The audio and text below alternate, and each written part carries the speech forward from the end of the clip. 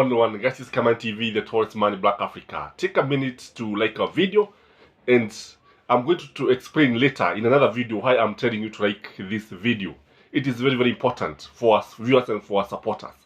So today I want us to look at Raila Amolo Odinga and why, in my view, I believe he should take a tactical retreat in politics at the moment.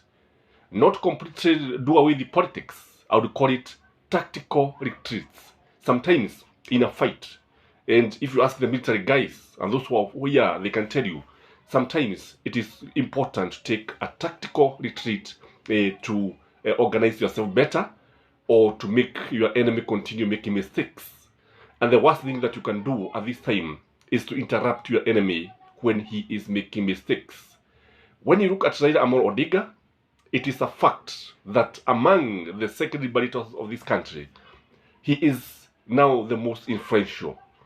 In Kenya, Raila Amolo Odinga remains the most influential politician in Kenya. And I think even in Africa, Baba ni jina ambalo linajulikana kila mahali. Raila Amolo Odinga is a household name in many countries.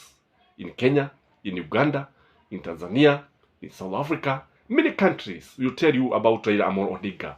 By the way, there are some countries, there are some citizens from some countries who cannot tell you who is the president of the Republic of Kenya. And even I know there are some Americans who cannot tell you. Even there, some of them are even Kenyans. And in this channel, there was a guy who was asking me whether Raila is the president of the Republic of Kenya. The guy comes from California. And I think I explained to him, and he told me what he told me. And according to me, there are several reasons why I believe Baba should take a retreat, what I'm calling tactical retreat. The first reason, in my view, is to allow Gachagua and Ruto to continue making mistakes. Because you agree with me kwamba yale makosa ambayo yatafanywa na hao viongozi wa Kenya Kwanza yatakuwa mengi. And already, just less than 100 days into the office, they have committed so many mistakes. They have not fulfilled most of the things that they promised Kenyans. They have not done what Kenyans expected them to do. They continue making mistakes. And if an approval rating was to be taken out, I can tell you, many people would say that William Samoei Ruto and his government and Gachagua administration would score less than 30%. Approval rating, that is. Because when you ask people on the streets, when you ask whether they think the country is headed in the right direction, majority of them are in agreement that the country is headed in the wrong direction. I don't know what you think, our viewers. Maybe you can comment and let us know what you think about this country. Do you think Kenya is headed in the right direction? Just write yes or no. And also let us know where you are watching us from. The second reason why I think Baba should take a tactical retreat is to let Kalonzo shine, to let Kalonzo move in and occupy the vacuum. And this one will help people to understand Kalonzo, and his influence will be known. This thing will help Kalonzo to build up, because I believe in 2027 Kalonzo will be Azimio's candidate. Because with the Baba there, yes, Baba atamsaidia akiwa pale, lakini sasa akiachiliwa peke yake angangane na Ruto na Gachagua, basi Kalonzo watu wataweza kumwangalia waone ni mtu wa aina gani na vile ambavyo anaweza kufanya kazi salida. And this is very, very important to Kalonzo, because all the time they are seen with the Baba and Mother Karua. What there is that Baba will always overshadow Kalonzo, and Kalonzo's influence will not be much felt, and presence will not be much felt. You can imagine standing against a giant. People will always see the giant, because that is usually the case, because Raila is a political giant. The other reason, in my view, why I think Raila should take a tactical retreat is that Kenyans would now start appreciating his contribution and his worth. You know, wakati ambapo Cherera 4 walianza kungolewa mamlakani, because that is what is happening through parliament, through illegal means, because in my view the means that are used are illegal. When this started happening, people started crying to Baba, wanajiuliza kwa wapi. Naye Baba akajitokeza haraka sana, because I believe Baba yeye ni wale watu ambao hawezi kuona mambo yakienda mrama, and he's just there watching, and he cannot bury his head like an ostrich in the sand. So if he take a retreat, a back seat, a tactical retreat, many Kenyans will realize that because I believe many things will go wrong. Many Kenyans will now start seeing that Baba was actually doing the right thing. And even that phobia that is there, especially in the mountain, which in my view, it is not supposed to be there. It is something that is based on the traditions of our forefathers, something that the Gema nation have been fed up with wrong information, that the rules are not very friendly, Raila is not very friendly.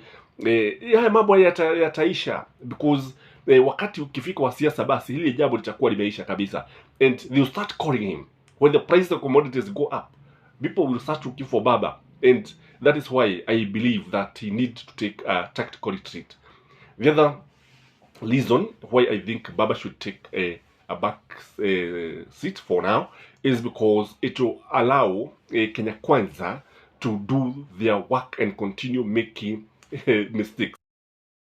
But I've realized that Kenya Kwanza's main agenda is Baba, because without Raila they have nothing to talk about. And that's why you see William Samoei Ruto tweeting about Baba. That's why you see Gachagua, wherever he goes, he sees Baba's shadow. And if Raila was to take a tactical retreat, I believe these guys will have nothing to talk about. Hawatakuwa na chochote cha kuzungumzia kwa sababu hawana agenda yoyote. Na again, you know, kumuona Baba kuonekana tu, hata kama hajasema lolote, akionekana tu akipita mahali, utaona kwamba Kenya Kwanza lazima waongee kuhusu jambo lolote, because if you want to disarm your enemy, you can also retreat because you have nothing to fight.